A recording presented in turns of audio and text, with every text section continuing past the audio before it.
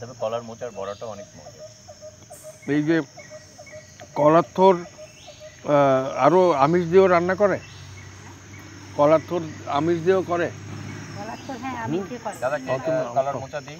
হ্যাঁ একটু দাও, একটু দাও, ঠিক আছে। আর আমাকে একটু ইয়ে দেবে নাকি? তোমার প্লেট খালি কেন? আমি নিচ্ছি। আমাকে একটু থোড় দাও, অল্প করে একটু থোড়টা দাও। ব্যাপারটা এটা তো আপনি ঘি, গরম মশলা এগুলো তো দিয়েছিলেন কলার মোচাতে, গন্ধটা একদম। তবে মাঝে মধ্যে মনে হয় কি দাদা, যে খাবারগুলো হারিয়ে যাতে না যায়, এগুলি হারিয়ে গেলে পরে বড় আফসোস হবে। না, মনে হচ্ছে না হারাবে, কারণ যতদিন ওনারা থাকবে ওনারা তো বিষয়টা করবে, এরপরে তো তোমরা আছো, তোমরা করবে, অবশ্যই তারপরে জেনারেশন তারাও করবে, থেকে যাবে। এতটা বছরও যখন হারায়নি, সেটাই, এটা একটা আশার ব্যাপার, আগামীতেও রয়ে যাবে। একটা তেল পটল দেবা? হ্যাঁ দাদাকে একটা মরিচ সহ দিয়ে দিই। ও এসে গেছে, তুমি কি করবে? ওই আসতে চাচ্ছে না, ঠিক আছে। এটাতে তো নারকেল দুধ দিয়েছেন আপনি, সর্ষে বাটা তো ছিল না?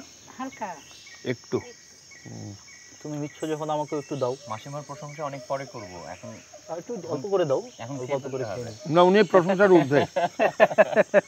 স্বাদে এত ভালো হয়েছে সবগুলো, সব কিছু কিন্তু যেভাবে ভাজি থেকে শুরু হয়ে ডাল হয়ে নিরামিষ হয়ে আমিষ হয়ে মিষ্টিতে গিয়ে শেষ হয়, আজকেও কিন্তু আমিষ না থাকলেও অনেকগুলো তো, যেমন এই দুটো তো আমিষের কাজ করছে স্বাদের দিক থেকে, সব দিক থেকে। তুমি আমাকে একটু মালপোয়াটা দেবে? অবশ্যই অবশ্যই।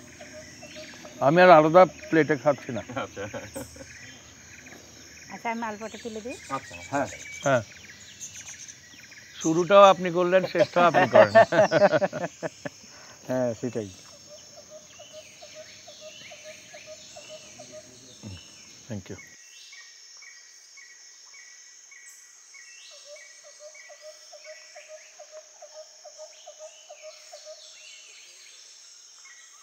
এটার মানে মালপোয়াটার যে বিশেষত্ব আমার কাছে মনে হচ্ছে, ধরলেই ঝরে পড়বে। মানে সফটনেসটা, নরম ভাবটা। আর আমার সবচাইতে, আমি এমনিতে মিষ্টি একটু কম খাই,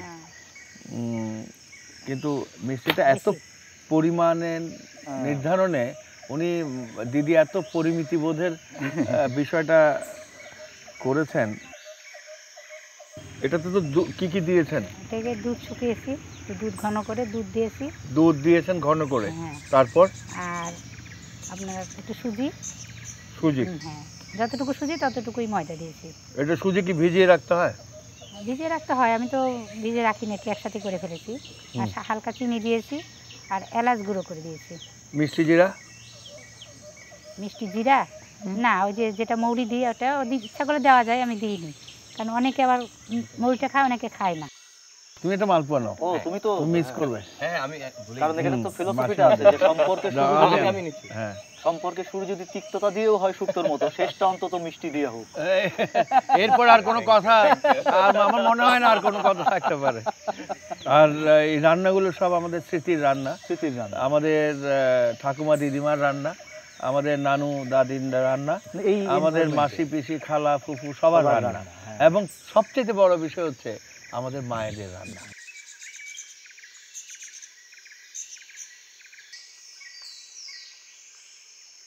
ছেলেবেলায় গরমের দুপুরে শুক্তো খাওয়ার সময়টুকু মাঝে মাঝে বেশ কঠিন হয়ে যেত।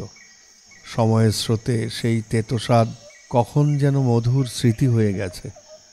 আজ বহুদিন পর জয়ন্তী এসে আমায় মনে করিয়ে গেল সেই সব স্মৃতি। গহন মায়ার ছলনা, গহন মায়ার ছলনা, শ্রাবণের নস্টালজিয়া, ভোজনপ্রিয় বাঙালি রসনার আখ্যান। স্মৃতিচারণের এই পালায় আপনিও অংশ নিন। শেয়ার করুন আপনার পছন্দের সব নস্টালজিক খাবারের রেসিপি। সম্ভব হলে ছবি আপলোড করুন আমাদের ফেসবুক পেজে। প্রতি সপ্তাহে সবচেয়ে বেশি লাইক বা শেয়ারকৃত রেসিপির জন্য থাকবে উপহার। বিস্তারিত জানতে ভিজিট করুন www.facebook.com/greenscreen.nostalgia এই সাইটে, অথবা সরাসরি পোস্ট করুন green screen, house 24, road 14, sector 12, Uttara, Dhaka 1230 এই ঠিকানায়। আর হ্যাঁ, নির্বাচিত সেসব রেসিপি থেকে তৈরি হবে নস্টালজিয়ার আগামীর গল্পগুলো। এসেছিল যে চাঁদিনী শরতের পারে, ফিরে গেছে তার আলো মেঘেরও ও পারে, ফিরে গেছে তার আলো মেঘেরও পারে। শূন্য ভরা অন্তরে সেই যাতনা, শূন্য ভরা অন্তরে সেই যাতনা। কেমনে যে সই একলা, কেমনে যে সই একলা, কেমনে যে সই একলা।